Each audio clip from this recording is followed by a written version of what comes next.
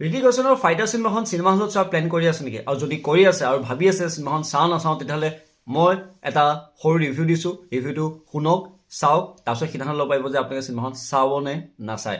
Fighter এখন Ariel action cinema হয়, সিদ্ধাৰ্থ আনন্দে পৰিচালনা কৰিছে আৰু চিনেমাখনত আপোনালোকে ভাল একশ্যন চিন পাব, ভাল সংলাপ পাব, গুজবাম্পছ থকা মমেণ্ট পাব আৰু খুব এটি ভাল কাহিনীৰ ভাল উপস্থাপন পাব। আৱেগিক মুহূৰ্ত ইয়াত আছে, চলিড BGM আছে আৰু গুজবাম্পছ থকা মমেণ্ট ইয়াত বহুত পাব। চিনেমাখন খুব ভালদৰে পৰিচালনা কৰা হৈছে। চিনেমাখনৰ আটাইতকৈ ডাঙৰ আসোঁৱাহ মই পালোঁ সেয়া হৈছে চিনেমাখনৰ দৈৰ্ঘ্য। চিনেমাখনৰ ৰানিং লেগ বহুত দীঘল, 2 ঘণ্টা 47 মিনিট। এয়া 2 ঘণ্টা 10 মিনিটৰ চিনেমা বুলি মই ভাবোঁ। বহুত গান আছে আৰু যদি আপোনালোকৰ হাতত 3 ঘণ্টা সময় আছে, তেতিয়াহ'লে ধুনীয়াকৈ চিনেমাখন চাওক প্ৰিয়জনৰ লগত, চিনেমাখন চাই ভাল পাব। চিনেমাখনৰ ৰানিং লেগ বহুত দীঘল, অকণমান সেইটো টলাৰেট কৰিব লাগিব, বাকী চিনেমাখন আপোনালোকে চাব পাৰে।